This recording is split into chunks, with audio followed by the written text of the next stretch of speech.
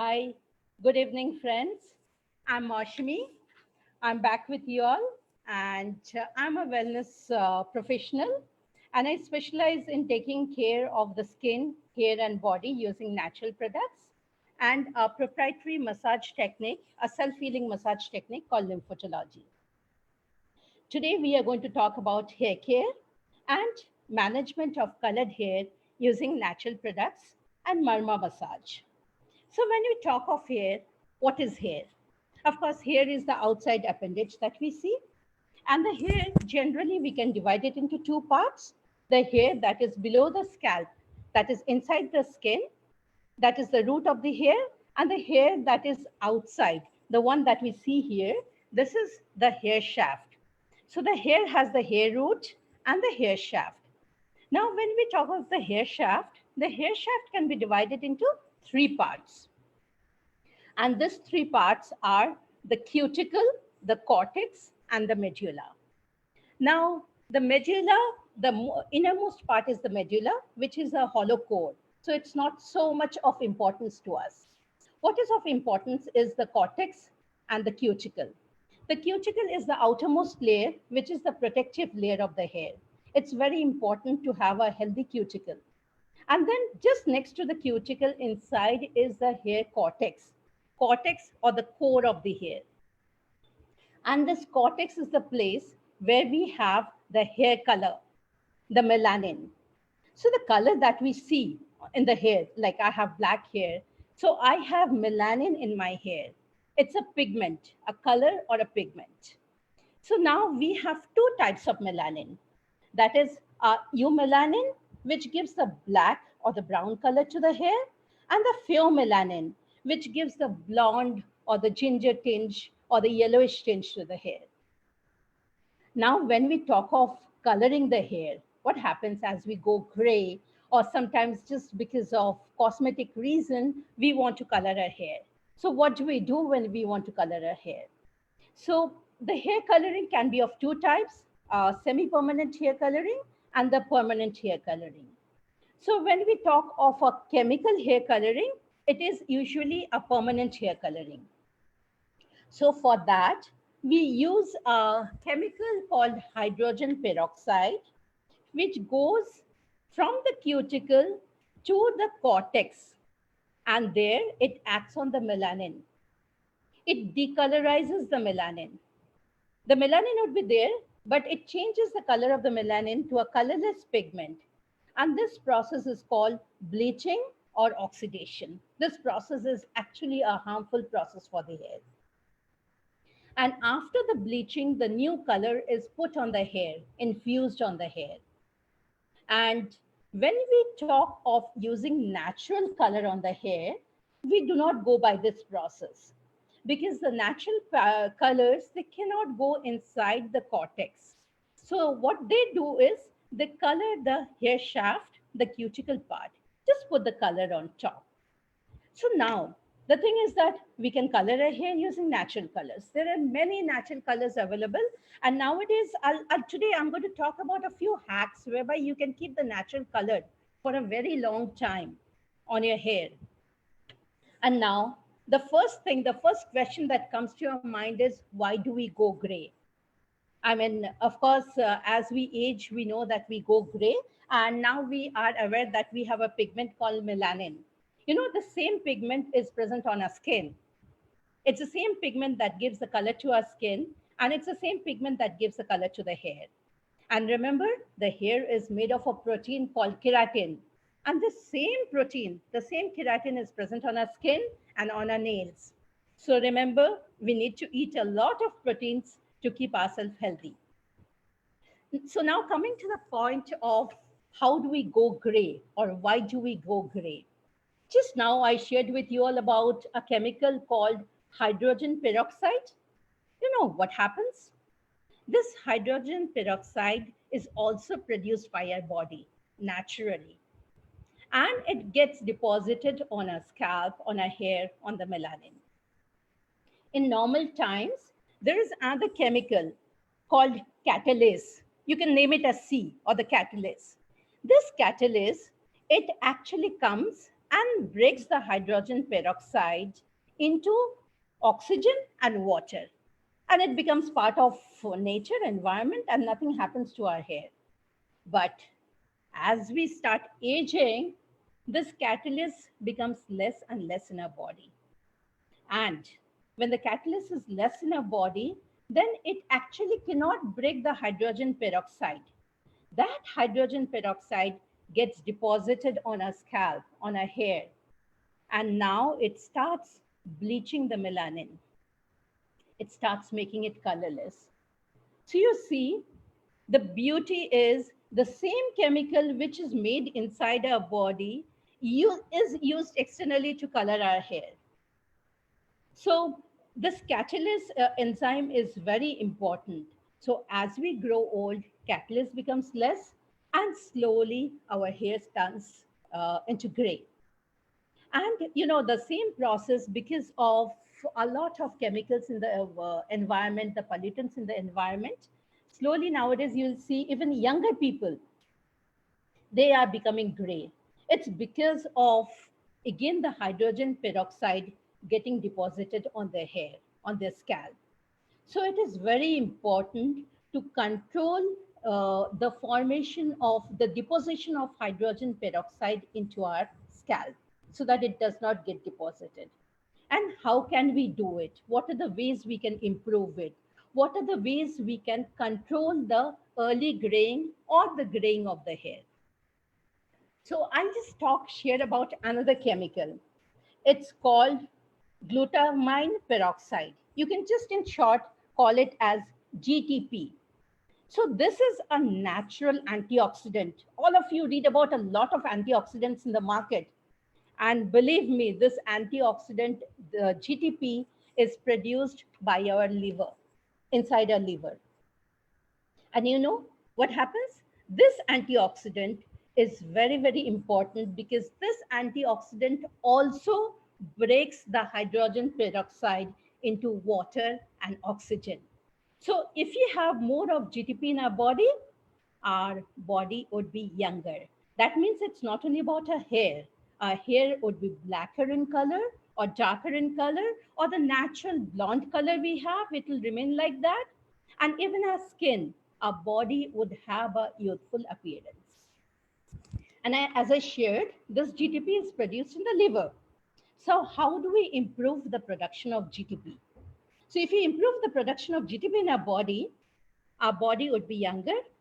And this can be done by taking a lot of proteins.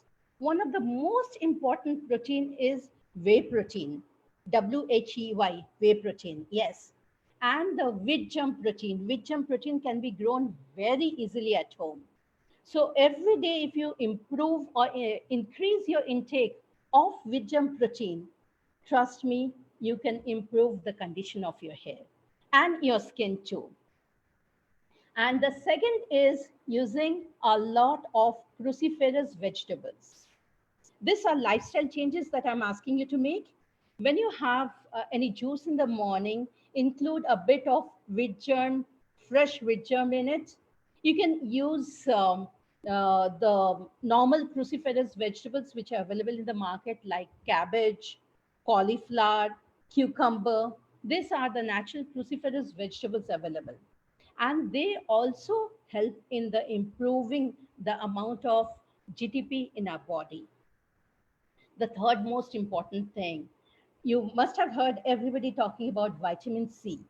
Yes, vitamin C is very, very important because vitamin C also improves the amount of uh, GTP in the blood, in the RBC.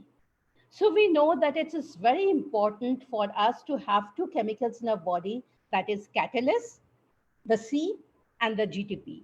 And this can be done by just improving our diet. A lot of proteins, especially wheat germ, using cruciferous vegetables, a lot of vitamin C in our diet. The next thing we can do is we can go for, in case we already have a lot of gray hair, we can go for natural colors. So when I talk of natural colors, we have a plethora of natural pigments. the herbs available in nature. The most common herbs that we see in nature are henna, indigo, marigold, the marigold, yellow marigold flowers. You see, they're very good for coloring hair. And then you have beetroot, you have pomegranate, you have walnut shells. The shells of the walnut also give a very good black color. Now, and then there is manjishta, Indian madder, which gives a red color. So now there are so many herbs that we know of. I mean, very commonly available. How do we use them to get the maximum benefit? So first, when you take henna, henna is the most common color, and it's used by people since ages. So you take henna powder, and to get the maximum benefit, you have to take Indian gooseberry or amla, what you call as amla. You take about 8 to 10 amlas, dried amlas, and boil them in water, and then cool the water. This water can be used to mix the henna. So use this cooled water to mix the henna and then add 4 to 5 cloves in it. Just crush the cloves and use in that water. And keep it in an iron oak overnight. And next day morning, use the color on your hair. You will get a beautiful brown color on your hair. So you have to keep the henna on your hair for about 4 to 5 hours. Minimum is 2.5 to 3 hours. If you keep for lesser time, you'll get an orange sheen. As you keep for a longer time, you'll get a brown sheen. And the cloves actually help in holding the hair color for a longer time. So whenever you are using henna, be careful. Remember to use cloves. That is really going to help you. And the amla water is really beneficial in turning the hair black in color. And after applying the henna, keep it for 3 to 4 hours. Then wash off with normal water. Preferably do not shampoo on the same day. And at night, apply your oil so that the pigment that is there in your hair, it's on the hair cuticle, on the topmost layer. You have colored the topmost layer of the hair. They will actually get binded to the hair in a stronger manner. So oil the hair at night, and the next morning you have to decide on whether you want a lighter brown color or you want a darker brown color. So if you want a lighter brown color, you can shampoo off the next day morning. And if you want a darker brown color, you take some indigo and mix it in either curd or with eggs. You can take 2 eggs as per your hair length, or you can take curd, those who are vegetarian. Mix the indigo in that. You can use some warm water and then apply it on the hair and keep it for about 1 hour. Then you can shampoo it off. Now, there are people who would like to go for maybe a magenta color, making it more interesting. So, if you want the magenta color on your hair, there are two things you can do. You can mix either beetroot juice or you can mix pomegranate juice and a little bit of ginger in the indigo, not on the henna, because this will be the last color you want on your hair to have.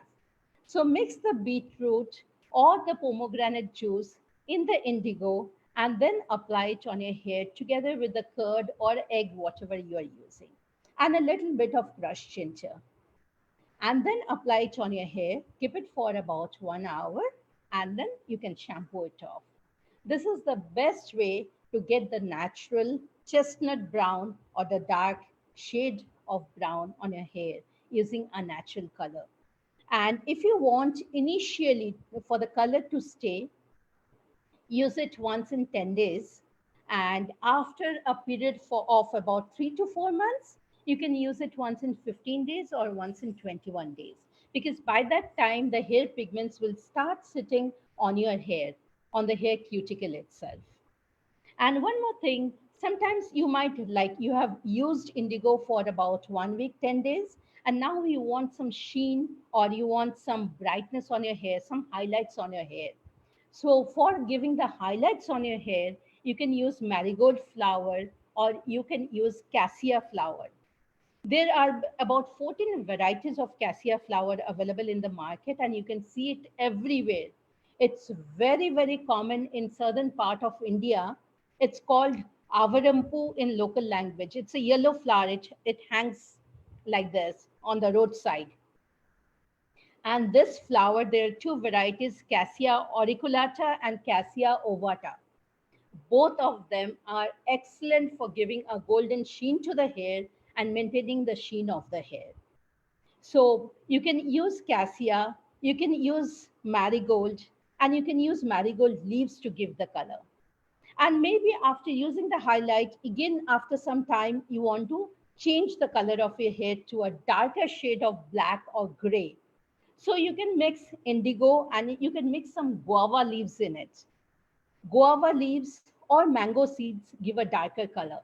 So if you mix guava leaves or crushed guava leaves or mango seeds in the indigo and then apply it, keep the indigo for about 2 hours, then apply it on your hair, keep it on your hair for about 1.5 hours, and then wash it off. You will have a beautiful sheen and a beautiful color. So the base that you need to put is henna. Henna is the base of all colors. And once you apply henna or lawsonia on your hair, then you apply the other chemical, the natural colors. The colors will sit very well on your hair. So every 21 days, you can use a base of henna, and then you go on experimenting with the color that you want on your hair. Till now we have not been able to get the green color. Maybe after some time I would be able to share with you maybe some of the herbs which would be able to give the green color on your hair too. But you get a beautiful sheen of golden color when you use marigold on your hair. And here one thing you have to remember, when you use henna gives a lot of volume, but it tends to make the hair, it actually goes inside the hair shaft, and it swells it up, so the hair looks a bit thicker in structure. So if you want to have the sheen on the hair after applying henna, anyway you have to apply indigo. So indigo actually does a multiple jobs. It makes the hair soft, it gives the sheen to the hair, and it also changes the color of the hair to a darker brown when used just by itself. And when used with other herbs like beet or pomegranate or marigold or the ginger, it gives a different color. So that is all about natural coloring. And now let me talk a bit about the massage. So why should we massage? What is the importance of massage? And what is all about marma therapy? To all those to whom I have shared the Facebook Live invitation personally, I have also shared about the marma therapy. As per Ayurveda, we have in our body, we have about 108 energy pathways. They're called the energy pathways, and these pathways are called the marma points, MARMA, marma points. These points are very important, and they are the places where the arteries, the veins, and the blood vessels, the nerves, they all intersect. And in our scalp, we have a number of marma points, but I'm going to talk about the most important marma point, that you need to know as of now. So the first marma point that we can see here in the center is, here you have the Sthapani marma, that is in between your eyebrows. Okay, this is the Sthapani marma. From here, if you measure 4 fingers, so you come to the base of your hairline, and then you measure 4 fingers, you come to this place which is called the Adhipati marma. And from this place, again, if you measure 4 fingers, you come to a place around here. This is a very important marma point called the Simant marma. So it's 4 fingers, 4 fingers. Here you have Sthapani. From Sthapani, you come 8 fingers, you have Adhipati. From Adhipati, you come 4 fingers, you have Simant marma. Remember, the Simant marma is the highest point in a human being's body. And this is the place where the scalp gets the least amount of blood. And And you'll notice one thing, that most of the people, when they start balding, it happens in this part from the Simant Marma, because it needs continuous activation. And when we are stressed, when we are tired, you'll see this part of the head becomes warm, hot. So it's very important to cool down this part of the scalp, the Simant Marma. So this is one of the most important parts of our scalp. And other than three marmas, another important marma is the Vidur marma that we have at the back of the neck, back of the ear here. This is again a very important part and a very sensitive part of the body. And another marma I'm going to talk about is the Utshipa marma. Utshipa marma is somewhere here. And this is where, again, start, we tend to lose all the hair from these two sides. Especially for men, they can see it more, that they tend to lose the hair from this side. Because this is another part which becomes tensed up or worried, or this is the part which starts paining when we are stressed. So when we start massaging, when we start using our marma points for massage, we need to be very careful about one thing, because this is part of our scalp. So you put as much of pressure as you feel comfortable in. Do not put less pressure and do not put more pressure where it is hurting you. Number one. And number two, we are just going to use the pads of our fingers here. We are not going to use any other part, not the nail or any other part of the palm or any other part to massage. The third thing is that when we talk of marma points, especially the Simant marma, we need to be careful, because this is a very, very soft part of the scalp. So you need to massage, but be careful not to hurt that part. So now we'll start with the marma massage. So when we go for marma massage, we basically divide our scalp into five parts. The first part is, I told you about the Stapani marma, the Adipati marma, Simant marma. You can see that this is the center part. So you can divide your scalp into two parts. So this center part is one part of the massage. This is one part. Now you take your four fingers, you massage this part, leaving the center part about 2 fingers beyond your center part. If you start massaging this part, this is the second part of the scalp where you can reach to the back. So this is the second part of your scalp. This is the second part to do the massage. And here you have your Utshipa marma. So you start from here and go back. And there near your eyebrows, here you have the Shankhamarma. So this is the third part. You just put your fingers like this, and then you slowly go back, putting pressure on your scalp. And you can hold your hand at the back. This is where you start massaging your Shankhamarma. So this is the first part, the center. This is the second part where you use the Utshipa marma. This is the third part where you use the Shankh marma. Then after that, you go beyond and a bit behind the ears, and then go behind your head. This is the fourth part. And the last part is the lower part of your hair here. Here you have the hairline here. This is the part which is most of the time we neglect that part. We do not oil that part, or we do not massage that part. It's very important to massage that part, because we have the most sensitive part, the Vidur marma here. And we have the lymphatic region starting from here. The lymphatic system is all here, the nodes and all.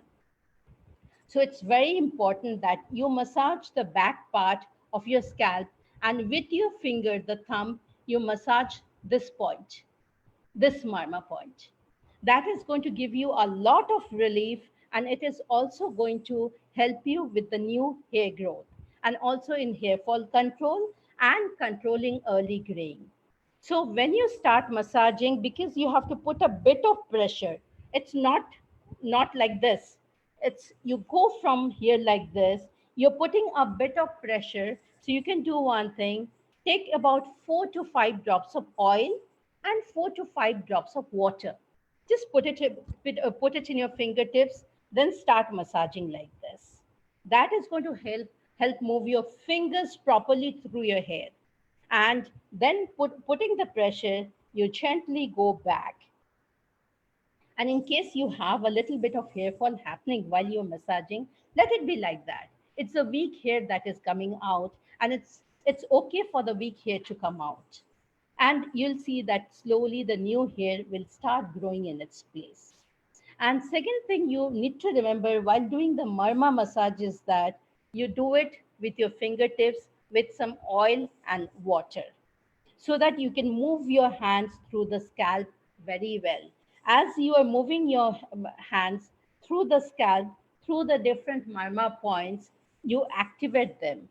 And as you go on stimulating the marma points, they are in because they are the energy pathways of the body. It is made in such a way that they'll start stimulating and making the body produce all the chemicals, all the hormones that you are deficient in. The body will start producing the hormones, and slowly you will have the natural flow of hormones in your body. So I think I have told you about the chemical colors. I have told you about the scalp massage. And this is something you can practice every day before going to bed at night. This also helps you in having a very good sleep. So, my dear friends, you can get in touch with me by writing to me at info@mrilq.com. And you can WhatsApp all your queries in case you have any queries or you want to learn more about lymphotology or marma therapy. You can WhatsApp me at 99526 I'm sorry, the number is 99516 or you can also start sharing your questions at the Ayurvay Facebook page, and I'll get back to you all as soon as possible with all the responses. Thank you so much for being there with me for such a long time. Have a great day. Thank you.